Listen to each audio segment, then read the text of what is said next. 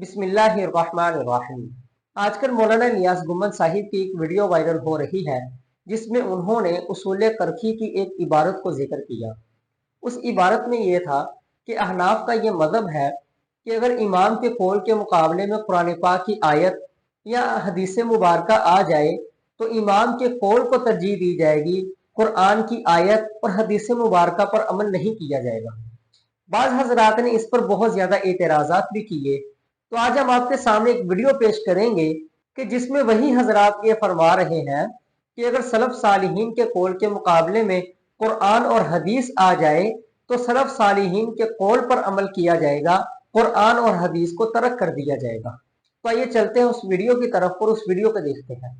अल्लाह का फजल करम, हम तो अहले हदीस हैं, हमने किधर सलफ सालिहीन से सीखना है। अगर मैं तो सब यहाँ तक कहता हूँ कि अगर मुझे कोई कुरान मुकद्दस की 1000 आयात बय्यिनात पेश करे और वो अपने मतलब में बिल्कुल वाज़ेह हो, यदि वो मसला उनसे वाज़ेह तौर पर साबित हो रहा हो, मगर सलफ सालिहीन ने वो मसला उनसे साबित ना किया हो या उसके खिलाफ मसला साबित किया हो, तो मैं ये कहूंगा कि कुरान तो हक है लेकिन मेरा फार्म सही नहीं, फार्म मुहद्दिसीन या अइम्मतीन का सही है। अइम्मतीन जो कहें, जो कह दें, जो कह दें, जो कह दें, वो हमारा दीन है, वो हमारा अकीदा है। हम तो मुताज है मदीन के, उनके दर पे खड़े हैं। वो जो हमसे मनवा ले, जो हमसे मनवा ले, हम मानने के लिए तैयार हैं। हमने अगले मुहद्दिसीन के कदमों में डाल दी है। मुहद्दिसीन जो मर, हमने ना कुरान पे नजर करनी है ना हदीस पे नजर करनी है, हमने मुहद्दिसीन अहले सुन्नत के मसलक पे करनी है, मुहद्दिसीन के मसलक पे करनी है। जो वो कहें वो हक है, कुरान वो जानते थे, हदीस की ताबीर।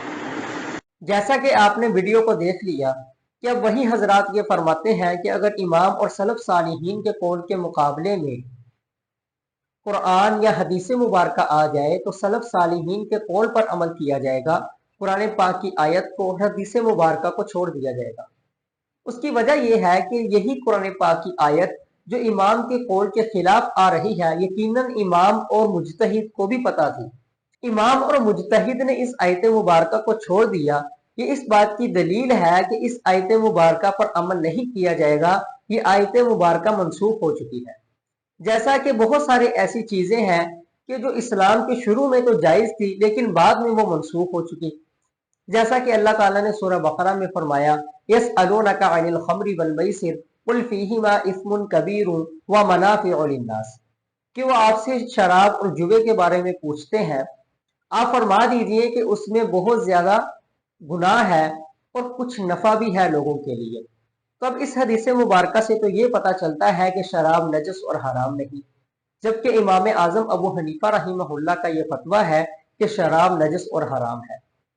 अब ये आयत मुबारका मनसूख है, यानी कि ये ऐसी आयत है कि जिस पर अमल नहीं किया जाएगा। अमल किस आयत मुबारका पर किया जाएगा?